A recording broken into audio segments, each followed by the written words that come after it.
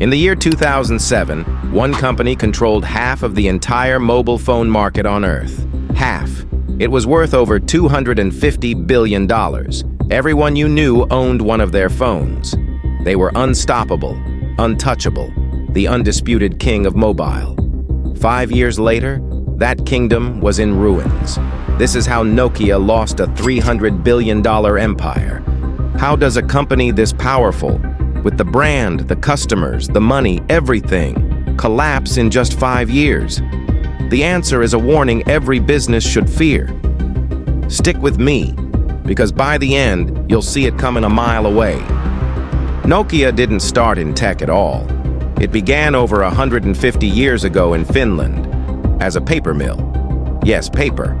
Over the decades, it made rubber boots, tires, even electricity cables. But in the 1990s, Nokia made a bold bet on something brand new, mobile phones.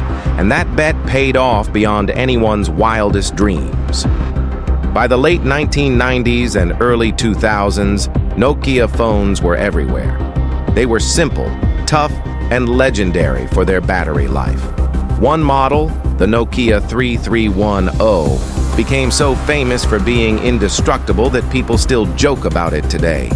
Nokia wasn't just a phone company, it was a part of everyday life across the entire planet. Here's the twist almost nobody knows. Nokia didn't miss the smartphone revolution because they were behind.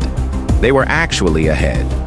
Years before the iPhone, Nokia's own engineers had built touchscreen phones and even an early app store idea. They had the future in their hands. But leadership didn't believe in it and quietly shelved it. So why ignore the future? One word: comfort. Nokia was making billions doing what it already did best. Their phones sold by the hundreds of millions. When you're winning that hard, change feels like a risk, not an opportunity. Leadership believed people would always want physical buttons. They believed nobody would type on glass. They were the king, and kings rarely think the throne can fall. So let me ask you this. If your business was the biggest in the world, making billions every year, would you bet it all on a risky new idea? Or would you play it safe and protect what's working? Be honest, because the answer Nokia chose is the same answer that destroyed Blockbuster. Notice the pattern yet? Then came the day that changed everything, January 2007.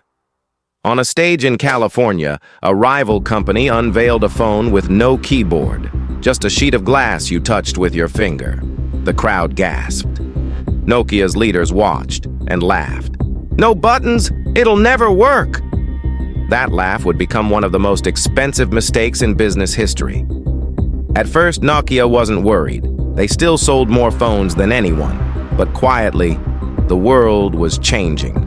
People discovered they could hold the internet in their pocket, they could touch, swipe, and download apps. Suddenly, physical buttons felt ancient, and every month more people traded their trusty Nokia for a sleek glass smartphone. Nokia finally panicked and tried to fight back. But here was their fatal flaw. They were brilliant at building hardware and terrible at software. Their phone software was clunky, slow, and confusing compared to the smooth new rivals. They had too many different systems, too much internal fighting, and no clear plan. While rivals moved fast, Nokia argued with itself. By 2011, Nokia's new CEO sent a now famous memo to his own staff. He compared the company to a man standing on a burning oil platform, forced to either jump into the freezing ocean or be consumed by flames. In other words, we are on fire, and we have to make a terrifying leap. So Nokia jumped and bet its entire future on a partnership with Microsoft.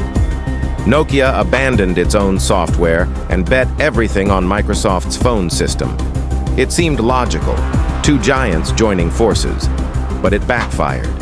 The new phones arrived late, the app selection was thin, and customers had already fallen in love with the rivals. Instead of saving Nokia, the partnership accelerated the fall. Loyal fans felt abandoned, and sales kept sliding. The numbers told a brutal story. In just a few short years, Nokia went from selling half the world's phones to a tiny fraction. Its stock price crashed, its profits vanished, tens of thousands of employees lost their jobs. The company that once felt eternal was now bleeding billions and shrinking by the month. The king had no kingdom left. Now think about this. A company that survived 150 years, that beat world wars, recessions, and reinventions, was brought down not by a war or a crash, but by its own comfort. In 2014, Nokia sold its phone business to Microsoft.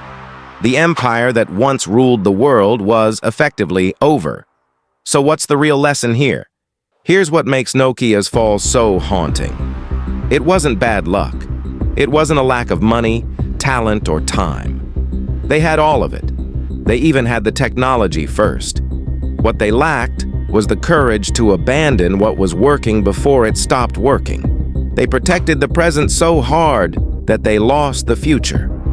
And if this sounds familiar, it should. Blockbuster did the exact same thing, too in love with late fees and stores to embrace streaming. Kodak invented the digital camera, then buried it to protect film. The pattern repeats again and again. The very thing that makes a giant powerful becomes the thing that blinds it. Success isn't the finish line. Sometimes it's the trap. So whether you run a business, build a career, or chase a dream, remember Nokia. Never get so comfortable with today's success that you ignore tomorrow's change. The world doesn't wait. It never has. And the giants who forget that become the cautionary tales we tell years later. Nokia ruled the world and lost it all to comfort. If this story taught you something, do me a quick favor. Smash that like button and tell me in the comments, which company do you think will be the next Nokia? I read every reply. And subscribe, because next week I'm telling the insane story of WeWork, how a charismatic founder turned a simple office rental company into a $47 billion fantasy that collapsed in just 6 weeks. You don't want to miss it. See you there.